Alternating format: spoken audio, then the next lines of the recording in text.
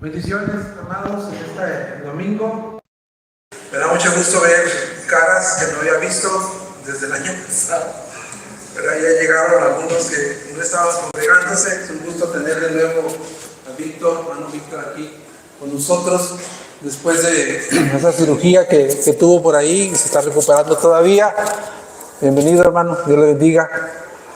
Y a todos los que se están integrando, ¿verdad? Gracias a Dios, porque estamos empezando la reactividad de lo que hacemos cada domingo.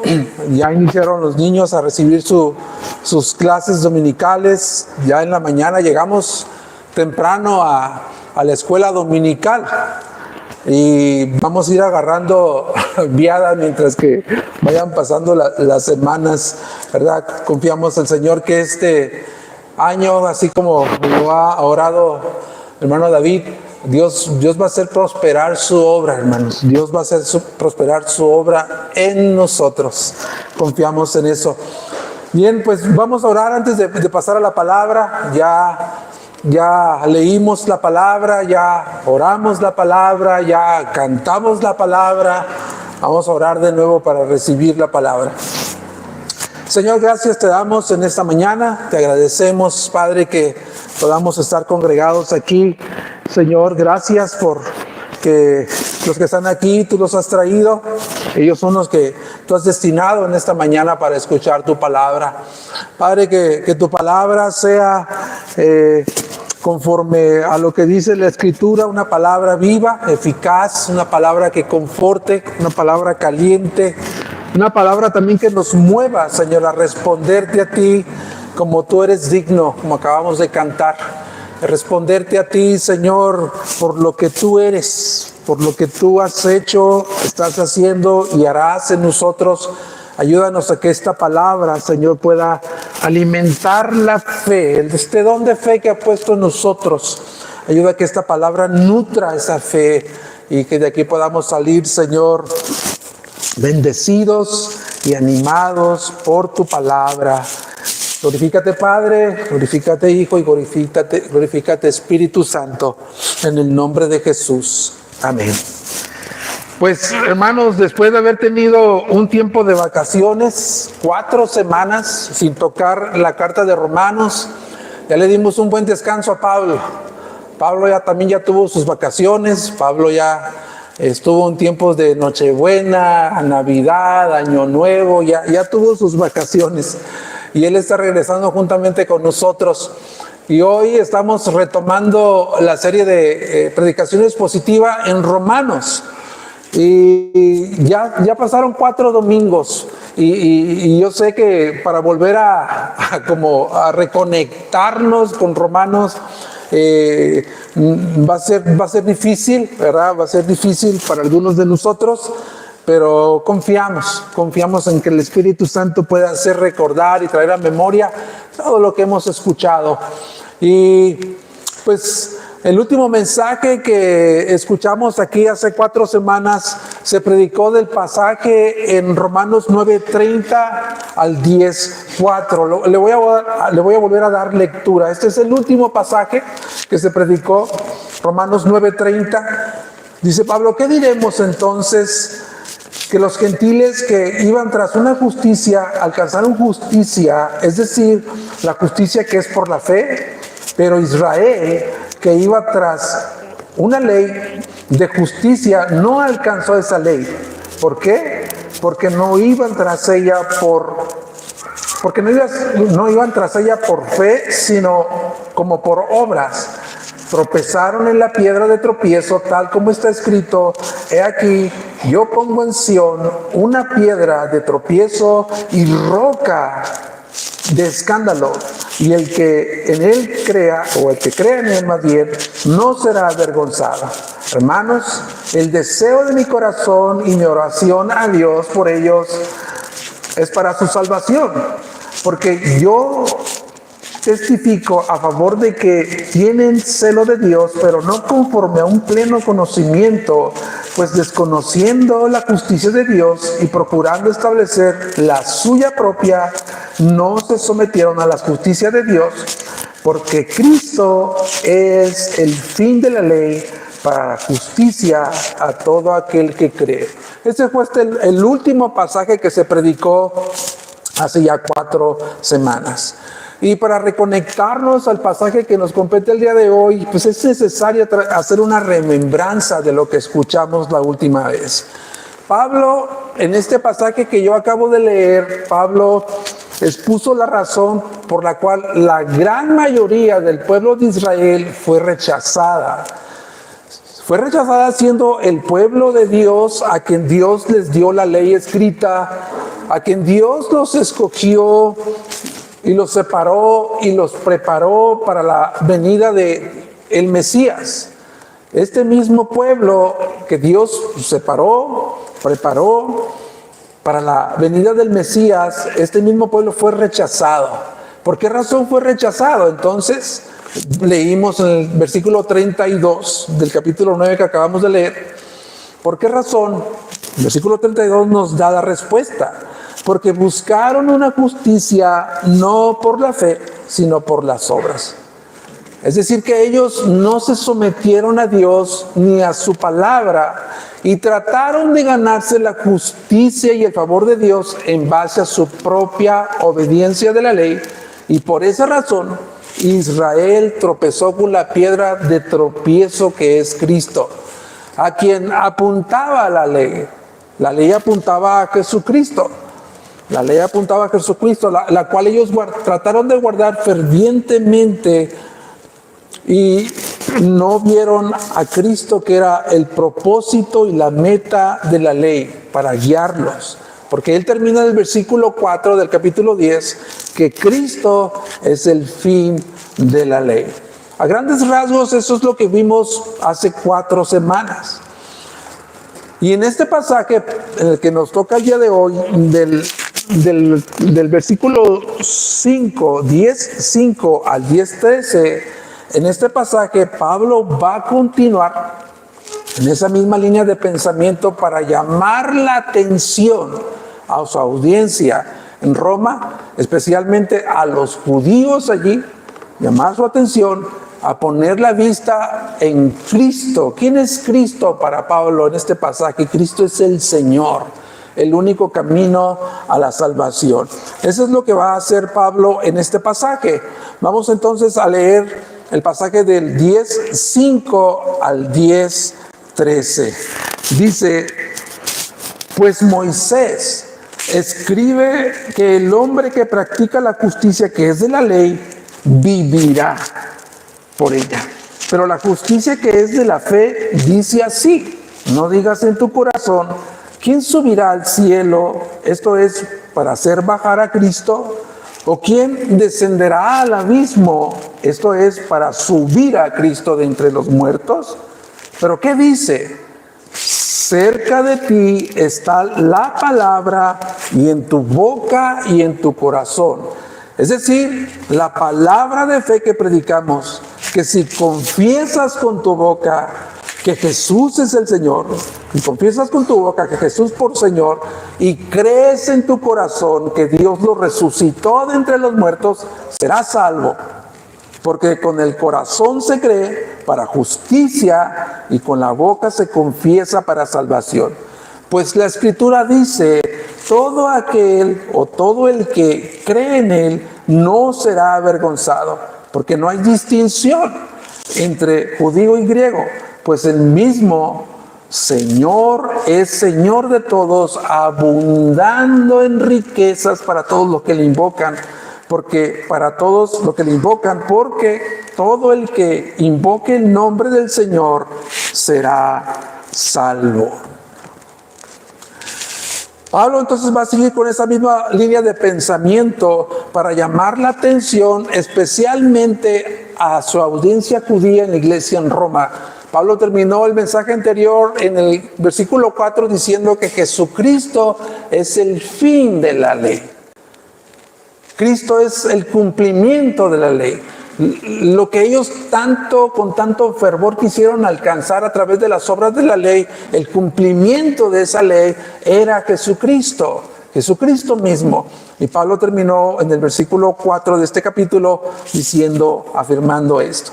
Ahora va a seguir con su argumento. Y el título de este sermón en esta mañana es La palabra de fe que predicamos. Este título sale del versículo 8, si te das cuenta sale del versículo 8. Básicamente de ahí viene el nombre de este sermón, literalmente de ahí viene. La palabra de fe que predicamos. Voy a compartirles tres cosas, simplemente tres cosas. La primera es que la justicia que es por la fe versus la justicia que es por la ley. Ese sería mi primer punto. El segundo punto sería la justicia que es por la fe requiere creer y confesar que Jesucristo es el Señor. Y mi último punto sería la justicia que es por fe es otorgada a todos los que creen en Cristo. Empecemos por el primer punto, la justicia que es por la fe versus la justicia que es por la ley. Y Pablo en el versículo 5, él está citando a Levítico, está citando a Moisés, está citando el Antiguo Testamento. Y hemos visto infinidad de ocasiones que a través de la carta Pablo se ha ayudado de citar pasajes del Antiguo Testamento para traerlos al Nuevo Testamento y de alguna manera dar a conocer que el mensaje que él está predicando en la iglesia en Roma no es un mensaje que se lo sacó de la manga y que él lo está inventando. El Evangelio de la Gracia desde el Antiguo Testamento ya existían citas que apuntaba acerca del Evangelio glorioso de nuestro Señor Jesucristo. Y Pablo cita Levítico 18:5 para recordarles, vuelvo a repetir, a la audiencia judía lo que dijo Moisés a Israel en ese momento, de que elegir el camino de las obras para alcanzar la justicia de Dios no es una opción. No es una opción. Él dice, el hombre que practica la justicia de la ley vivirá por ella. Es decir, en otras palabras, Moisés le está diciendo a Israel, si ustedes cumplen perfectamente a la perfección la ley, ustedes serán vistos como justos delante de Dios. Ustedes van a gozar del favor de Dios, el beneplácito de Dios en esta vida cuando entren a la tierra de Canaán y posteriormente a la vida eterna, en la vida venidera. Pero, y eso es un pero importante, Pablo en toda la carta hasta ahorita, él se ha enfocado en ser enfático en que hay una imposibilidad de alcanzar la justicia de Dios por medio de la obediencia de la ley. Ha sido puntualmente Pablo en señalar y enfático en decir que es una imposibilidad. Una y otra vez él lo ha dicho en la carta, no es posible alcanzar la justicia de Dios por medio de la obediencia de la ley. ¿Y por qué? Él ya lo ha dicho ya. El problema no es la ley. El problema no es la ley, porque la ley es espiritual, santa, justa. El problema es el hombre. El hombre es el problema, porque está bajo la corrupción del pecado y no tiene la capacidad para obedecer a la ley en absoluta perfección. Y no puede vivir una vida impecable toda su vida sin violar los mandamientos de la ley. Se puede esforzar a alguien en vivir tratando de obedecer la ley, pero si violas un solo mandamiento, te haces responsable de toda la ley. Eso es lo que dice Santiago 2:10. Porque cualquiera que guarda toda la ley, pero aquel que cumple toda la ley, pero, dice Santiago en el 2:10, falla en un punto, se hace culpable de todos. Entonces es una imposibilidad, hermanos. Nosotros mismos sabemos que es una imposibilidad poder guardar la ley de Dios. Ningún ser humano ha podido hacer eso ni lo va a hacer en el futuro. Entonces, Pablo, para apoyar de nuevo este argumento, para apoyar de nuevo esta idea, va a hilar este pensamiento citando de nuevo a Moisés. ¿Y por qué está citando tanto a Moisés? Bueno, pues el pueblo judío tiene a Moisés como uno de los grandes hombres de Dios, y no es que el más grande hombre de Dios que existió sobre la tierra, porque Moisés hablaba cara a cara con Dios. Entonces, Pablo está citando de nuevo la ley en Deuteronomio a Moisés, Deuteronomio 30, de una manera, hermanos, de una manera magistral, para explicar su argumento. Sobre todo, de nuevo, vuelvo a repetir, a la audiencia judía en Roma. Pablo está diciendo lo que este mismo Moisés, que dijo, cumple la ley y vivirás. Es el mismo Moisés, que entendió que era imposible cumplir. En Deuteronomio 30, 11, 14 es la cita que Pablo se está apoyando. Vamos allá. Dejo una marca ahí en Romanos 10 porque vamos a ir y venir.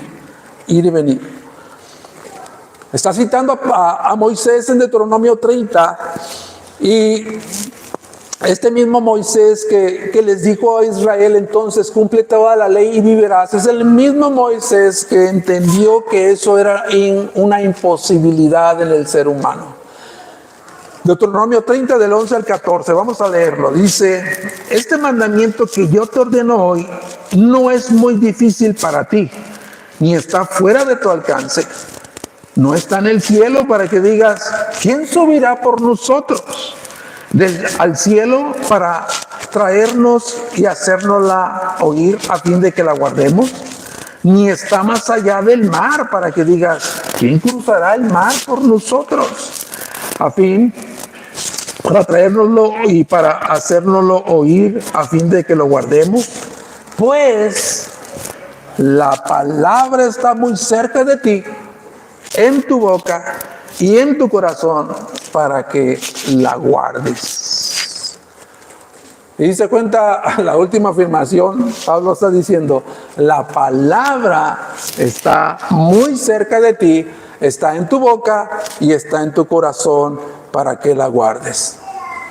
Debo de ser honestos, hermanos, en confesarles que cuando yo leí esta cita en Deuteronomio, esta cita que me manda de Romanos 10, que me manda a Deuteronomio 30, 11 al 14, debo ser honesto con ustedes, de que cuando yo leí esta cita, este pasaje, mi primer pensamiento, porque no entendía lo que Pablo estaba tratando de decir, es que Pablo está forzando el pasaje. Pablo está forzando este pasaje, de alguna manera caprichosa lo está citando, pero no es así. Y cuando estaba ya metiéndome en el pasaje para estudiar de Romanos 10 y Deuteronomio 30, la cita paralela, pude darme cuenta, hermanos, de lo que dijo Pedro. No sé si te acuerdas qué fue lo que dijo Pedro. Pedro dijo que Pablo escribió muchas cosas las cuales es muy difícil entender. Este es uno de ellos. Este pasaje es uno de ellos. De hecho, este pasaje es uno de los pasajes considerados los más difíciles en toda la carta de Romanos. Y déjame decirte que fui muy bendecido el poder escudriñar este pasaje, porque ahora lo entiendo, ahora lo puedo entender un poco mejor. Y yo estoy seguro que cada vez que vaya a ese pasaje a leerlo, voy a seguir recibiendo más luz de parte del Espíritu Santo y entender las verdades que hay en ese pasaje. Y entonces Pablo se apropia de las palabras de Moisés, y las aplica a Cristo. Pero para poder entender este pasaje tenemos que leer todo el contexto del último discurso de Pablo a Israel en Deuteronomio. Deuteronomio del 27 al 30. Tenemos que leer todos esos capítulos para poder entender lo que Pablo está diciendo. Porque si solamente nos quedamos leyendo Deuteronomio 30 del 11 al 14, haga de cuenta que estamos leyendo como una página de una carta que está conformada por 2 páginas. No la vamos a entender, ¿verdad? De repente tú estás leyendo que María se está casando con José, que era su amigo, siendo que se iba a casar con Juan, que era su prometido. Y de repente tú lees eso en esa carta y bueno, ¿y por qué está cambiando de decisión? ¿Por qué se está casando con José en vez de Juan, que era su prometido? Pero te hace falta la otra parte, la otra página de esa carta y no lo vas a entender. Es algo así. Necesitamos leer todo el contexto de este último discurso de Moisés para poderlas entender. Y miren, parte de ese discurso en el mismo capítulo 30, checa lo que está diciendo Moisés en el mismo capítulo 30 del versículo 1 al 3. No hay tiempo para citar todo lo que hay en este capítulo 30, pero del 30, en este mismo discurso, en el capítulo 30, del 1 al 3, Moisés le está diciendo a Israel, en resumidas palabras, voy a parafrasear el texto, 30 del 1 al 3. Pablo les está diciendo a ellos en su último discurso, ustedes, Israel, no van a poder permanecer en los caminos de Dios. Y las maldiciones que Dios ha mencionado en su ley les van a alcanzar. Y por causa de su rechazo y de su desobediencia y falta de sometimiento a la ley de Dios, serán llevados cautivos, hablando de la cautividad en Babilonia. Pero en ese mismo discurso, hermanos, también Moisés les dice a Israel que Dios va a hacer una obra sobrenatural en sus corazones para que pudieran andar en sus caminos, obedeciendo sus mandamientos y sus ordenanzas. Checa lo que dice el 30, versículo 6. Además, después de que les dijo que ellos no iban a poder andar en los caminos de Dios y que iban a ser llevados cautivos por su desobediencia y su rechazo, añade lo siguiente en el versículo 6.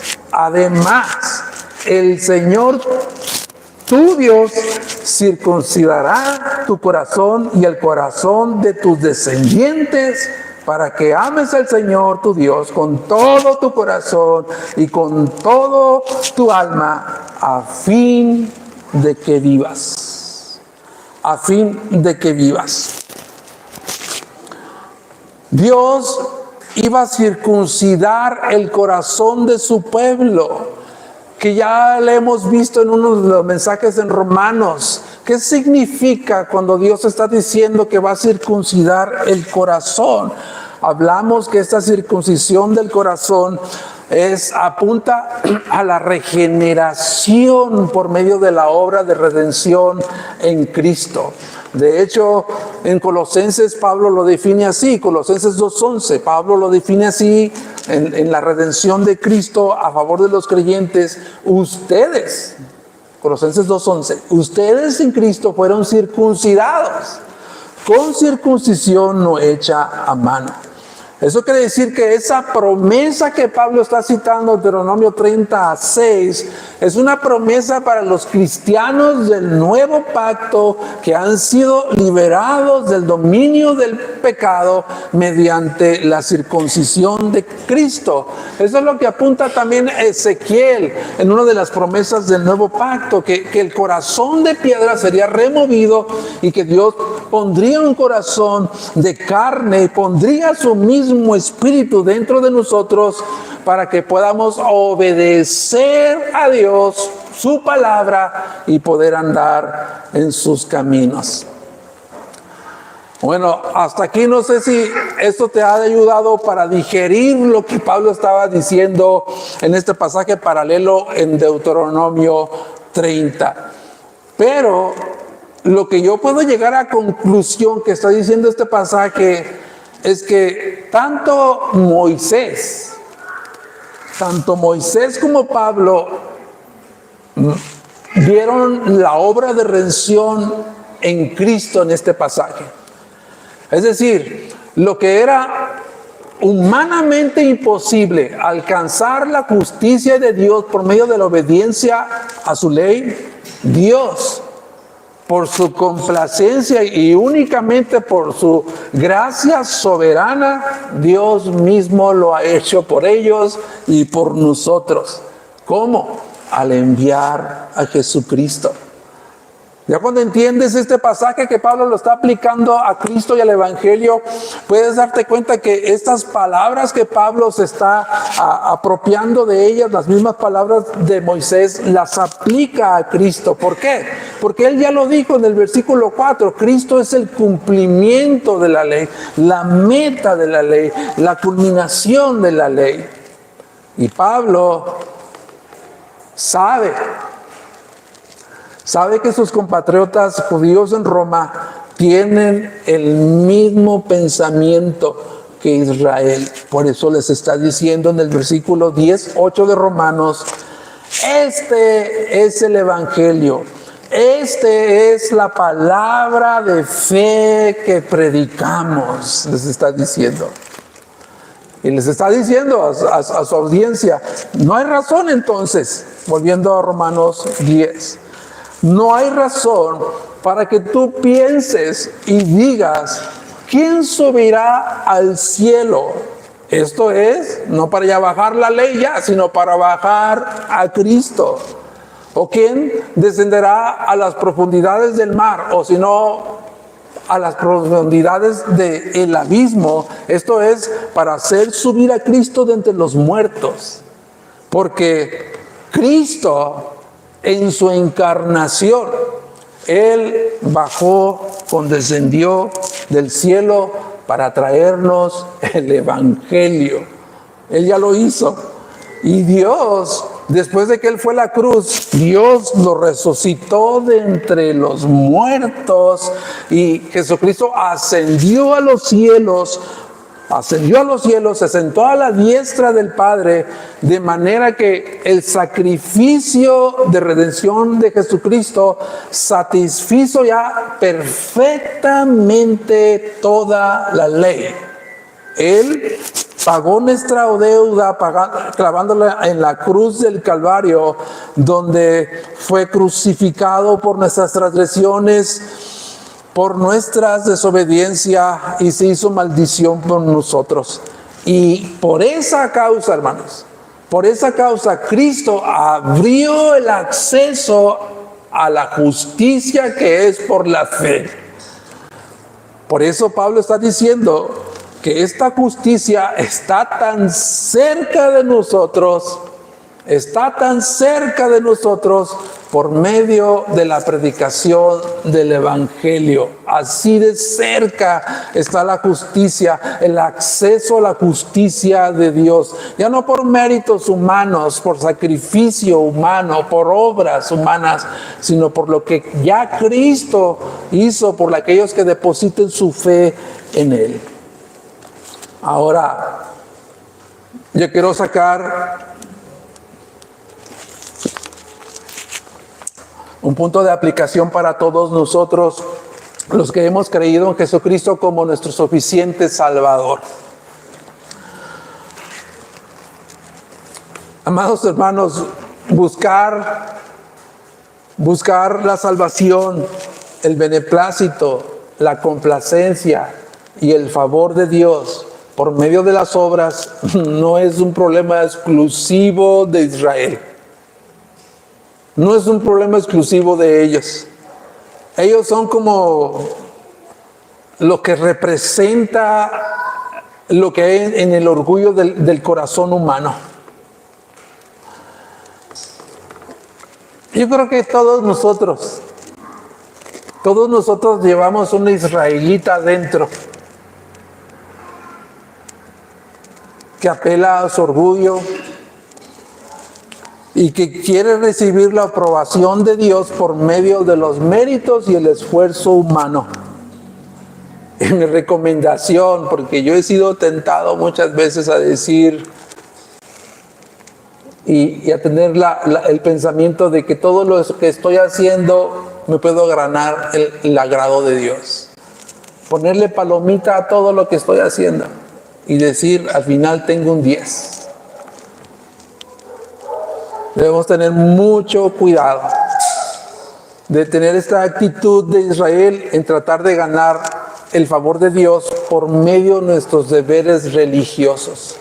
Sí, necesitamos esforzarnos, necesitamos comprometernos, necesitamos ser más intencionales en servir al Señor, a servir en su obra, servirnos unos a otros, servir en la iglesia.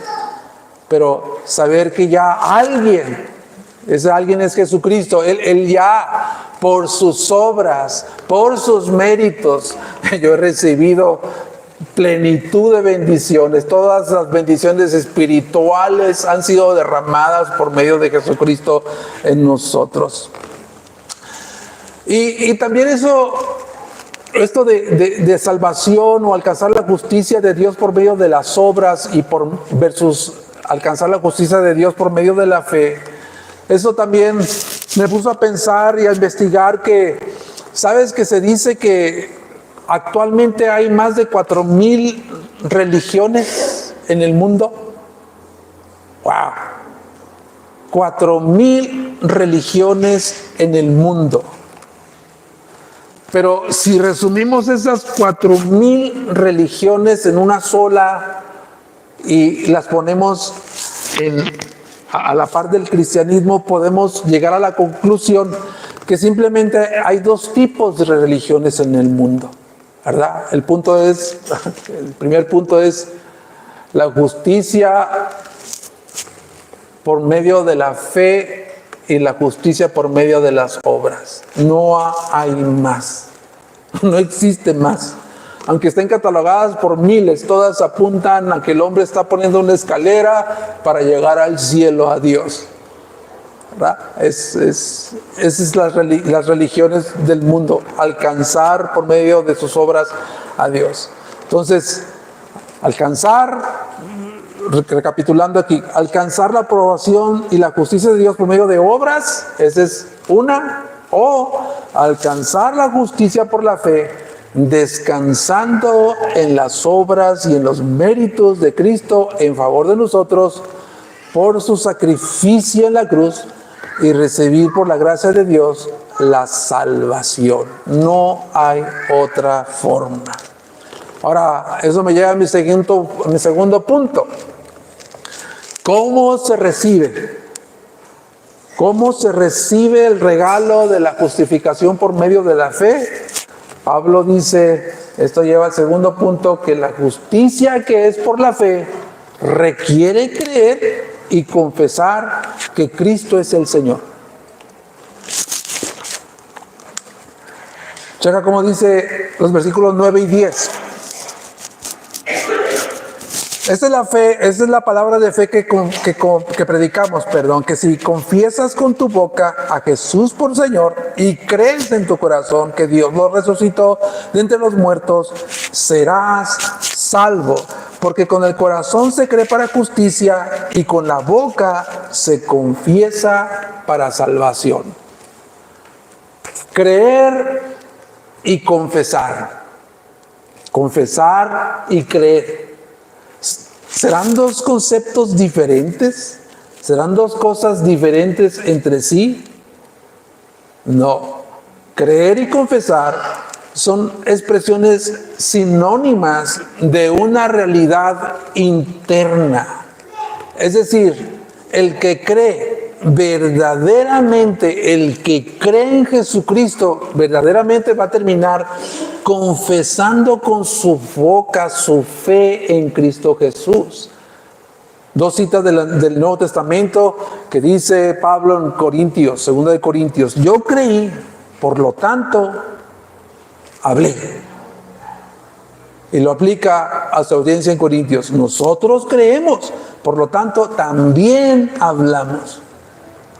Y otra cita que hay en Hechos, donde Pablo y Pedro, creo que eran, ellos dijeron, porque nosotros no podemos dejar de decir, no podemos dejar de confesar, de hablar lo que hemos visto, lo que hemos oído. Entonces, podemos llegar a la conclusión que confesar y creer, o creer y confesar, son expresiones sinónimas. Pablo lo está diciendo lo mismo en dos diferentes expresiones.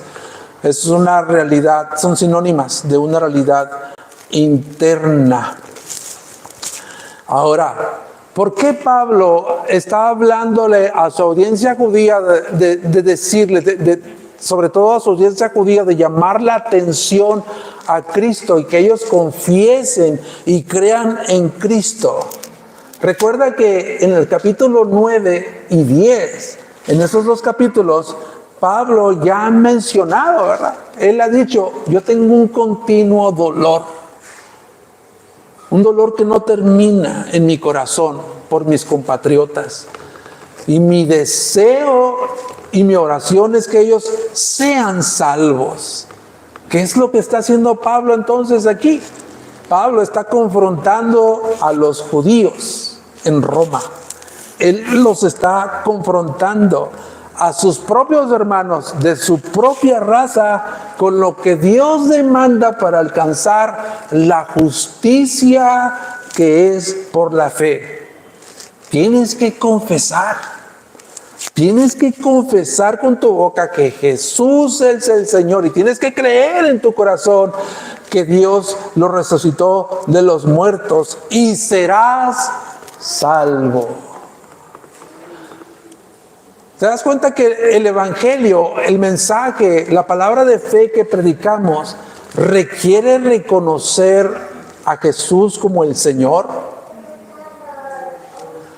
Y si nos vamos al significado de esta palabra, que es clave en el texto, confesar que Jesús es el Señor, es la palabra griego Kyrios en el Nuevo Testamento.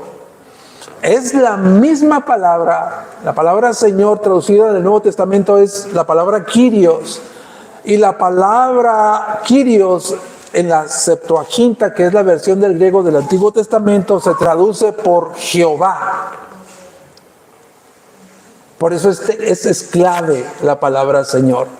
Es decir, confesar con la boca que Jesucristo es el Kyrios, que es Jehová del Antiguo Testamento, es reconocer su deidad, que Jesús es Dios manifestado en carne. Y esa confesión, amados hermanos, Pablo está diciendo que se requiere que esta confesión sea con el corazón. Esa confesión equivale a hacerla con el corazón. Es decir, es una fe genuina. Pablo no solamente está diciéndole a sus compatriotas judíos, ustedes tienen que tener una comprensión intelectual de la resurrección histórica de Jesús. Eso no salva a nadie. Hasta los mismos demonios creen y confiesan el señoría de Cristo, pero no son salvos.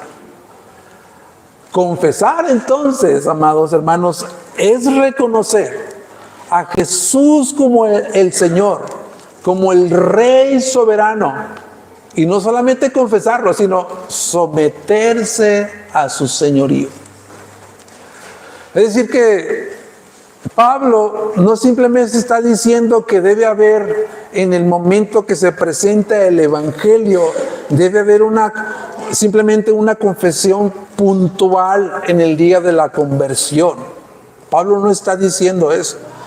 De hecho, tiene que haber eso, pero no es simplemente una confesión puntual en el día de la conversión.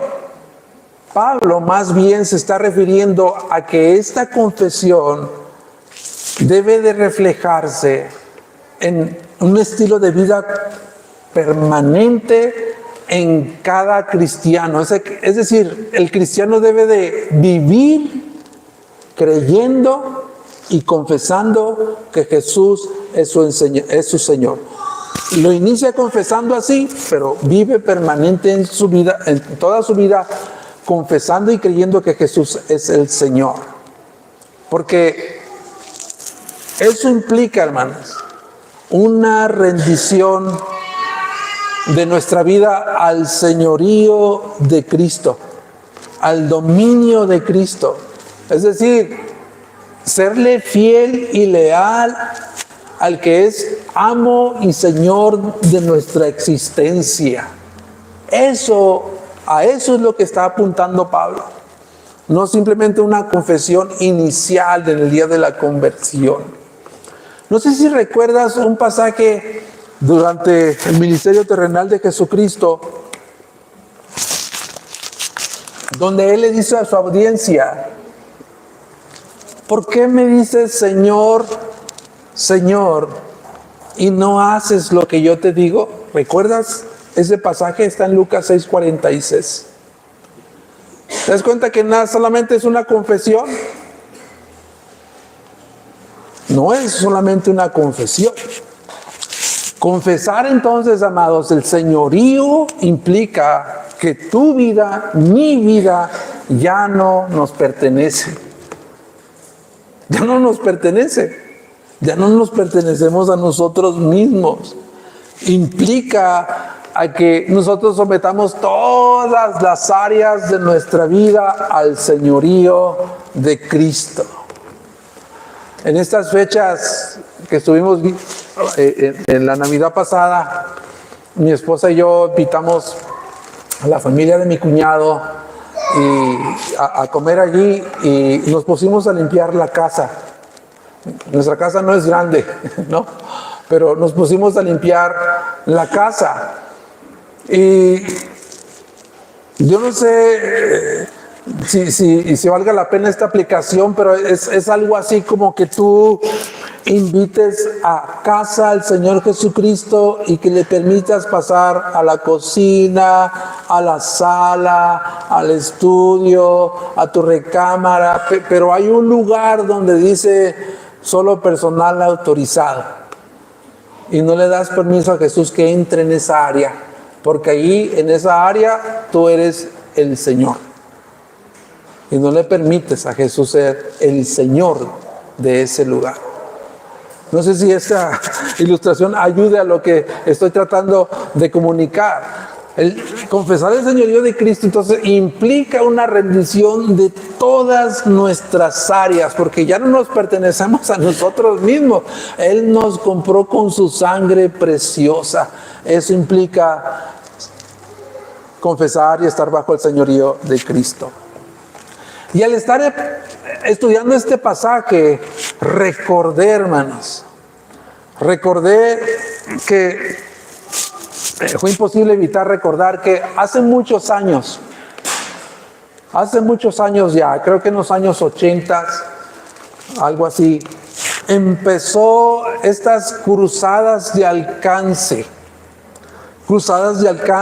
campañas evangelísticas, donde se predicaba un medio evangelio, podríamos decir así, que a las personas se les decía: Jesús es bueno, Jesús te ama, Jesús tiene un plan maravilloso para tu vida.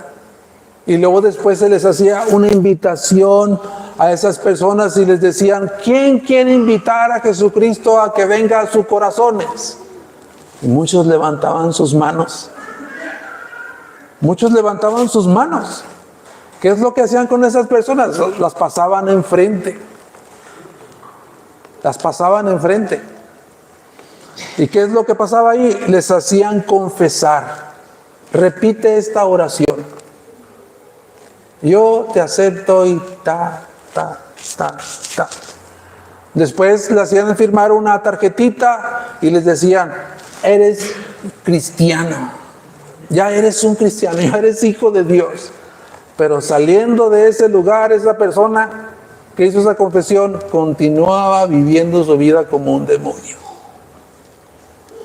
eso afectó tanto al cristianismo que hasta el día de hoy, todavía, hasta el día de hoy, seguimos enfrentando esas repercusiones de este tipo de prácticas. Ahora, no quiero ser ofensivo porque yo sé que todo esto era bien intencionado, era hecho de manera sincera, pero pues estaban sinceramente engañados porque eso no produce a un cristiano.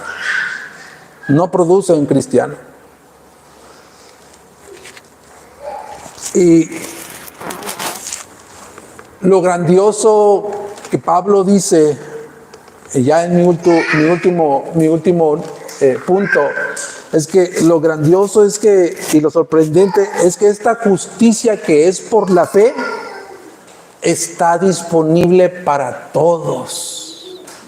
Está disponible para todos. Y eso me lleva entonces al último punto, que es la justicia que es por la fe, es otorgada a todos los que creen. 10, 11 al 13. Dice, pues la Escritura dice, todo el que cree en Él no será avergonzado, porque no hay distinción entre judío y griego. Pues el mismo Señor es Señor de todos. Él es Señor de todos, abundando en riquezas para con todos los que le invocan, porque todo aquel que invoque el nombre del Señor no será avergonzado. Esta es la invitación del Evangelio, es una invitación sorprendente.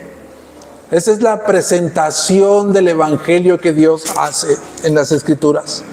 Todos aquellos que depositen su fe en Cristo Jesús no serán avergonzados. No serán avergonzados, sean judíos, gentiles, oaxaqueños, norteños, chilangos, de todo pueblo, de toda raza, nación, serán declarados inocentes, no culpables delante del trono de Dios en el día final. ¡Wow! Va a llegar ese día, hermanos. Ese día va a llegar. Ese día está más cerca de lo que tú y yo pensamos. No soy profeta, pero está muy cerca ese día ya. Están viéndose las señales. Pero Dios está hablando a todos. Él no tiene distinción alguna. Él está diciendo que Él es el Señor de todos. Y como Señor del universo y poseedor de todas las cosas, porque la palabra de Dios dice que Él es el dueño de la tierra y de todos los que habitan en ella. Ese Señor, ese Dios todopoderoso es abundantemente rico en misericordia y compasión. ¿Para quiénes? Para todos los que le invocan. Todos los que le invocan, porque todo aquel que invoque, esta es la promesa, todo aquel que invoque y confiese y crea en el nombre del Señor, que Cristo es Dios manifestado en carne, será salvo. Será salvo. Será declarado justo. ¿Por qué? ¿Por qué será declarado justo e inocente, no culpable, cuando no lo somos? No lo somos. ¿Por qué? Porque ha recibido una salvación solamente por la gracia soberana de Dios. No se trata de ningún mérito personal para alcanzarla, ni de ninguna obra piadosa para mantenerla. Es Dios quien la otorga como un don, como un regalo por medio de Jesucristo. Terminando. ¿Por qué tenemos que estar siguiendo hablando de la fe, la justicia por medio de la fe y no por las obras? Y ya le hemos sacado muchas veces, hermano, en Romanos. ¿Por qué otra vez hablar de esto? Porque este es el mensaje del Evangelio que debemos predicarnos todos los días de nuestras vidas. Este es el evangelio que necesitamos para recordarnos, amados hermanos, que hemos sido grandemente favorecidos por el Dios creador de los cielos y de la tierra, que ha tenido en su complacencia escogernos y hacernos el objeto de su amor incondicional. Y entendamos nosotros una y otra vez, entendamos cada vez que escuchemos el evangelio, que por el resto de nuestros días, por el resto de nuestra vida, que solo Dios, hermanos, única y exclusivamente Dios, nadie más que Él es digno de ser exaltado, bendecido, creído y confesado, que es el Señor, y que nosotros seamos fieles y leales a su amor, al amor del dueño de nuestras vidas, y que esto sea para su gloria, para su honra, para su honor. ¿Por qué? Porque la salvación es del Señor, su misericordia sea sobre su pueblo. Aleluya. Querido amigo, si estás aquí sin Cristo, buscar tu propia justicia o buscar la salvación y la complacencia de Dios por medio de las obras, como ya vimos, no es un problema exclusivo de Israel. Está también en tu ADN, está también en tu corazón. Pero en esta tarde yo te invito, si quieres recibir la justicia de Dios por medio de la fe, no vas a lograrlo por tus méritos y por tu esfuerzo humano, sino creyendo y confesando que Jesús es el Señor, y descansar en las obras y en sus méritos de Cristo a favor de tu vida, por medio de ese sacrificio. Y por la gracia de Dios recibirás la salvación que Él ha prometido. Lo único que requiere de ti Dios es que creas y confieses a Cristo como el Señor soberano y amo de tu vida, y vivamos todos nosotros de acuerdo a esa confesión el resto de nuestras vidas para la gloria de Dios.